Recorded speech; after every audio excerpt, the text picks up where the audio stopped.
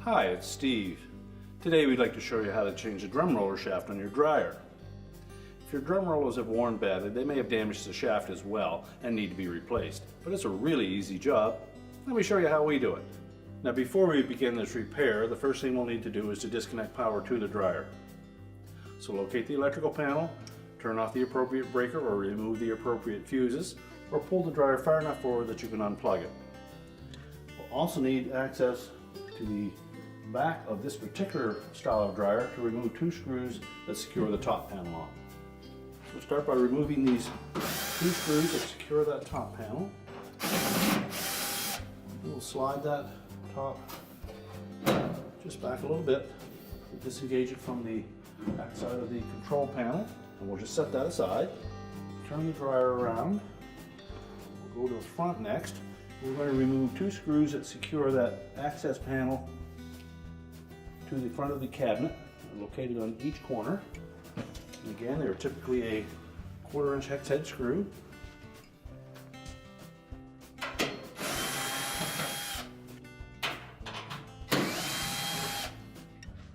And just pull that away at the bottom, let it drop down.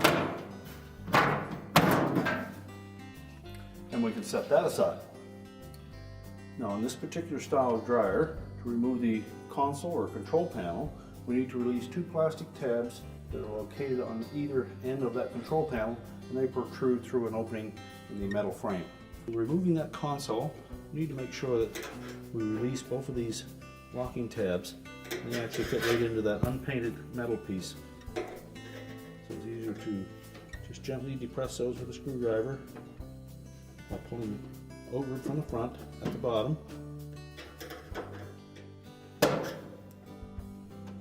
Once it slides into that opening, we can then rotate it out from the bottom at the front, and then we'll lift up across the top to disengage the tabs there.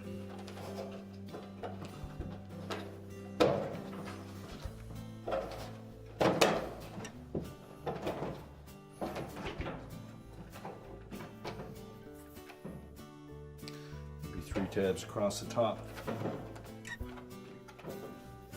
Engage these little notches. Once we've lifted it out of there, we can then rotate that around, console up and lay it on top of the cabinet. Now this will expose screws that secure the front panel and door assembly to the dryer cabinet. So we'll next remove those.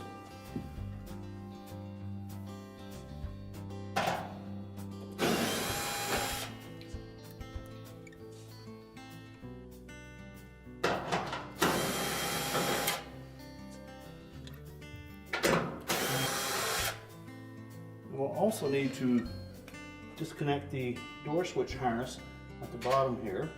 We need to take a flat blade screwdriver and go in underneath the edge of that connector and just pry upwards on it. Basically stretch the plastic a little bit.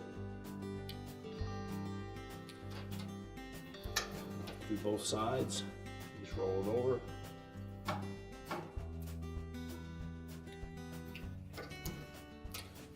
And then pop it off.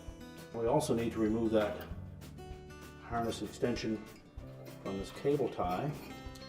There's a plastic clip with a catch right on the bottom of that. So with a flat blade screwdriver, just go in underneath the edge of that and pop it out. That will allow you to pull the harness out of the way. We'll next open the door up. We're going to remove these two Phillips screws at the front.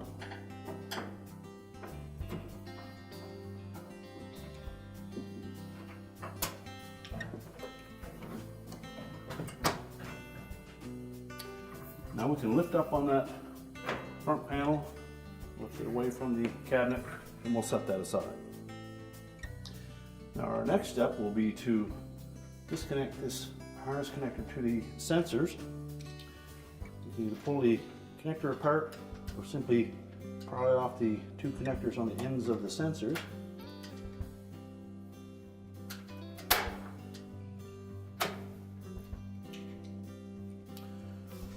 Then down to the blower housing, you'll find 2 screws in this location that secure that bottom of the inlet to the blower housing. Let's remove those. Now before we can go any further, it'll be easier if we remove the belt from the drum and the motor pulley. So we'll reach in through this opening with your left hand, and then reach in across the heater housing and blower outlet. You feel the belt and the idler pulley. And we're going to push that idler pulley to the left against the tension of the spring so that we can release the belt from off of the idler pulley. And just loosen the top 2.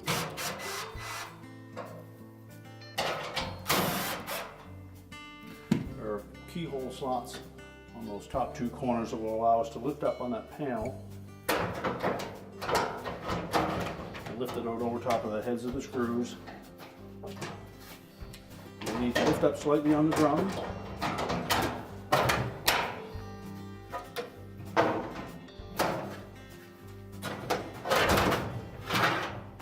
And then we can remove that front bulkhead. Now that we've removed that front bulkhead, we're just going to set that aside. Now our next step is to remove that drum, and to do so we're going to have to move this cross piece on the top of the cabinet. There are 2 screws on either side, one at the top and one through the front. Remove those and we'll just lift that up long enough to pull that drum back out, and then we'll resecure it.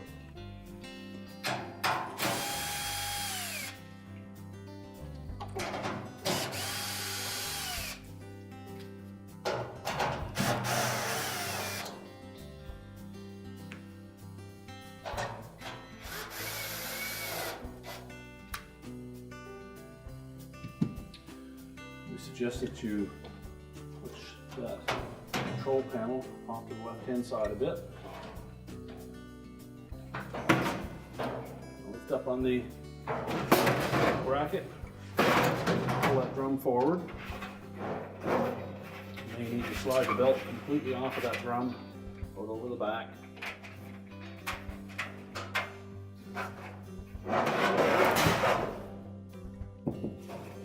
And then just set the drum down. Reposition that support.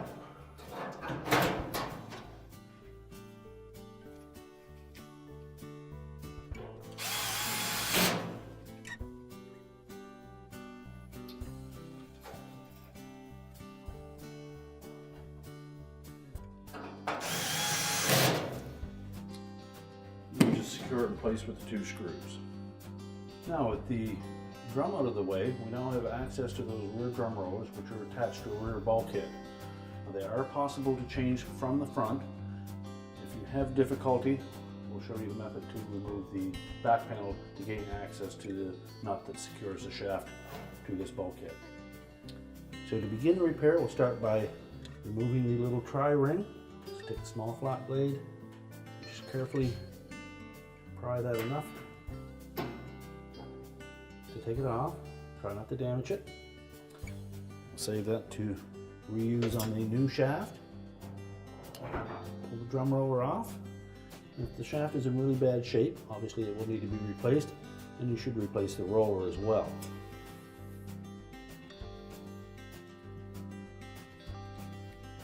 Now the nut that secures that shaft to the rear bulkhead is located in behind, so using a 9/16 wrench, you can fit that over the hex nut.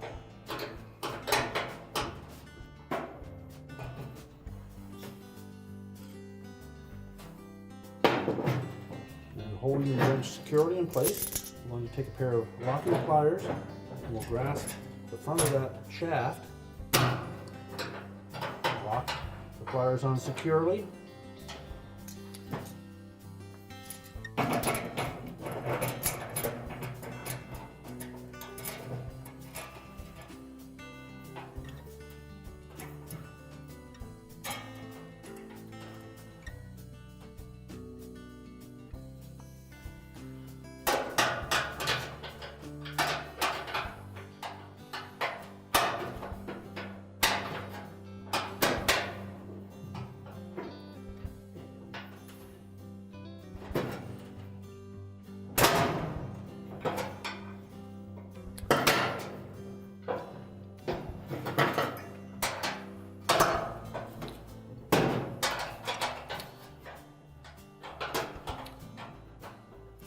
And normally once you've broken that bond between the nut and that shaft, you should be able to take the nut off with your fingers.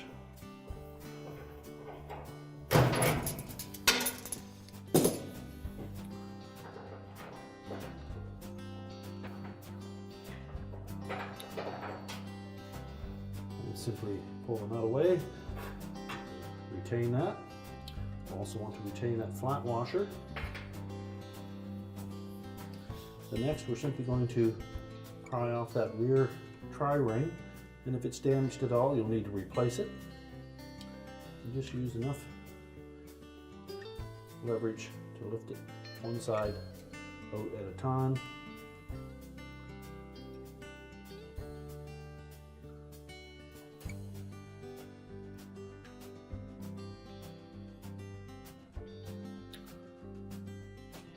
Inspect it, make sure it's still in good shape.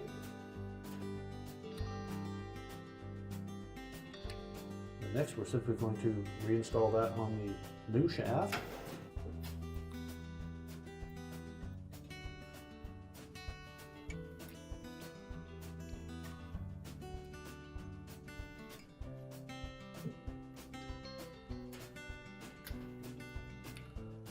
Make sure it stays in place. Take our flat washer, slide that on next. And we're going to position that nut directly in behind that hole.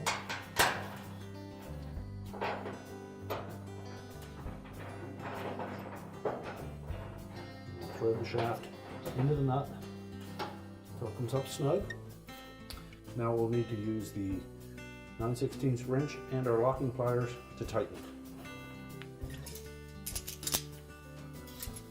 Tighten it, we want to make sure that we just grip the front portion of that shaft.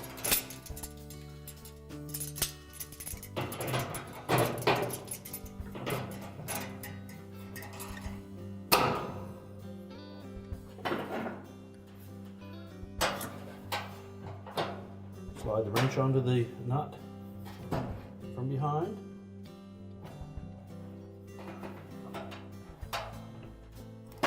And then tighten it securely. Now we can reinstall the roller, although if the shaft was in bad shape, you'll want to have replaced that roller. Position your new one over the shaft. Inspect our tri-ring. And then snap it in place. Make sure it fits securely. Let your roller return to freedom. Now before we install the drum back into the dryer, we want to position the belt over the drum, making sure that we have the groove side down against the drum. And next, we'll need to loosen or remove that cross piece. You will find that if we take the screws out of the right-hand side completely and release the one at the face on the left-hand side, and then just loosen the top one, we should be able to lift that up enough that we can get the drum in place. Now before we put the drum back in place, we will show you how the belt will wrap around the motor pulley and the idler pulley, because you have to do this with the drum in place, reaching in and just doing it by feel.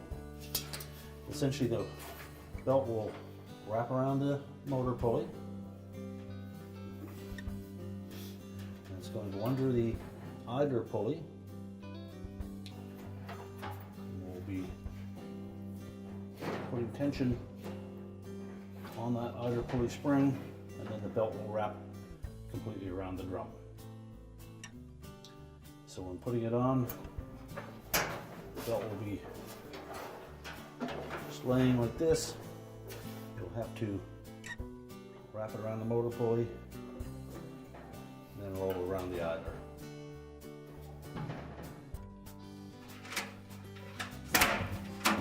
So position it in front of the dryer. Lift up that support. Slide the drum in past it. Make sure we keep the belt on that drum. And you should have about that much slack on top of that drum. Then we're going to lower it onto the rear drum rollers, making sure that it sits into that channel at the back of the drum. And roll it smoothly. Rotate the belt, making sure that we haven't got it hooked around the element or the wires associated with it.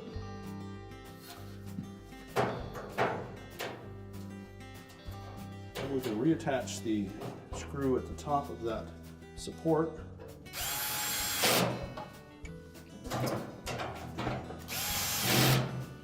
And that will hold that in place.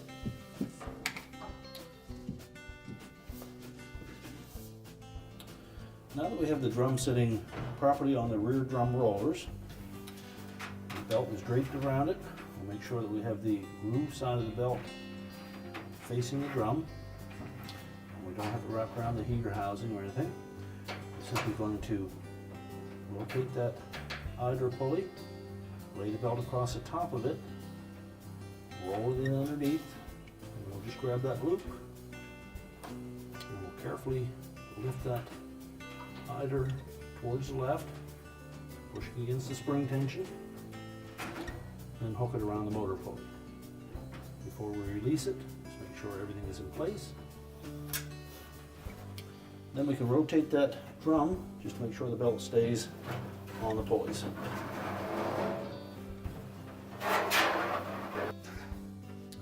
Now we're ready to put the front bulkhead back on.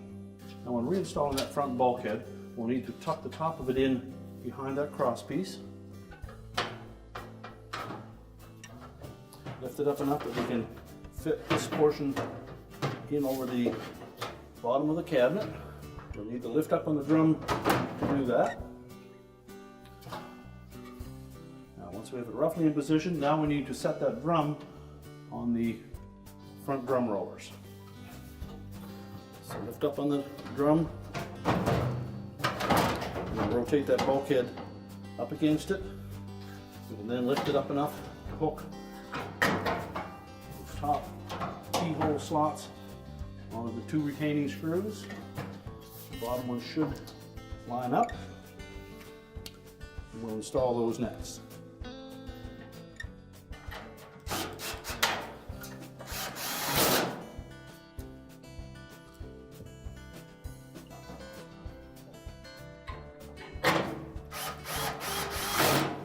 And then tighten the top one.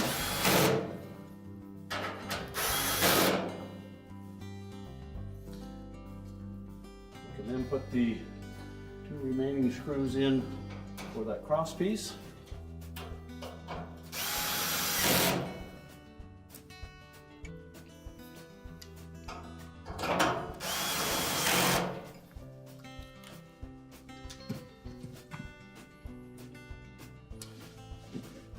We'll reconnect the wire harness to the sensor bars.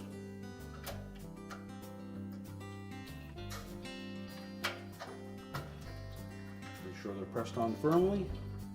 Our next step will be to replace the two screws that we removed from that blower housing. Those were the longer gold colored screws.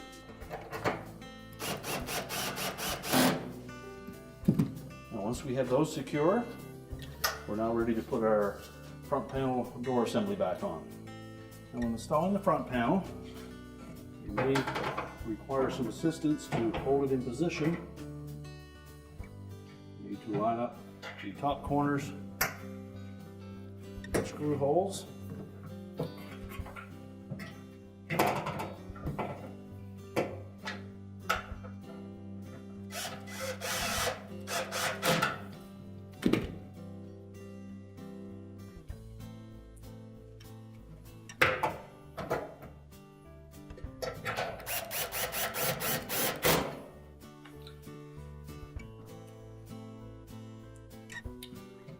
Then line up the bottom holes.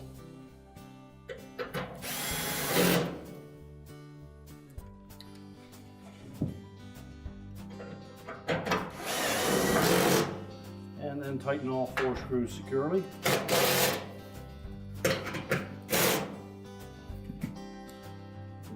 that door, and we'll reinstall those 2 Phillips screws.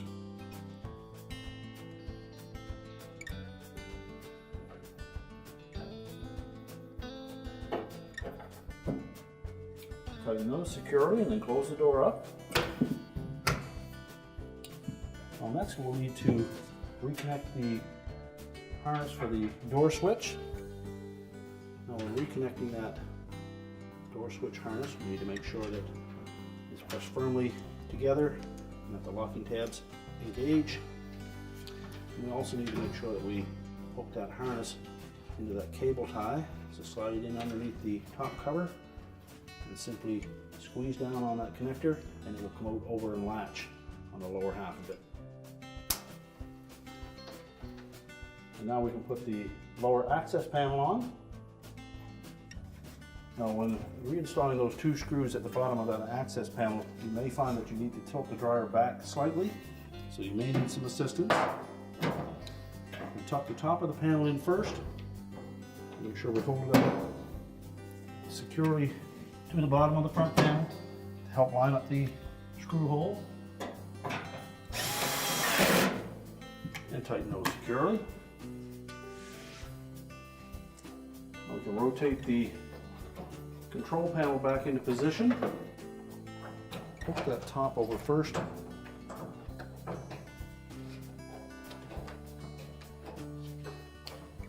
Make sure that we line up those side tabs in the openings.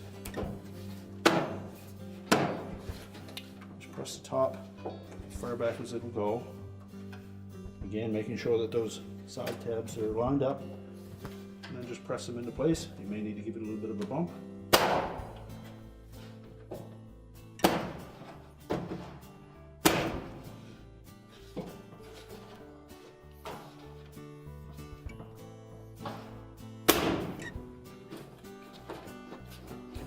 And now we have it locked in place. And now we can put the main top back on. Now when installing the top panel, we need to make sure that these 2 tabs that are towards the front will hook under these plastic tabs on that cross piece. So we're going to lay the top about a 1/2 inch back from the back of the control panel. Make sure it lays flat.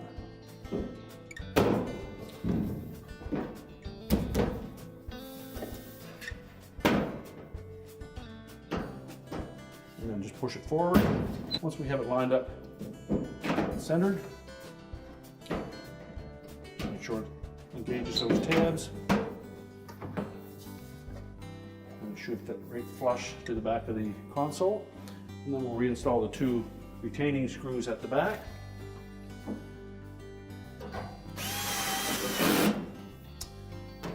Then we can push the dryer back into position and reconnect the vent if we've disconnected it. We're now ready to reconnect the power, and our repair is complete.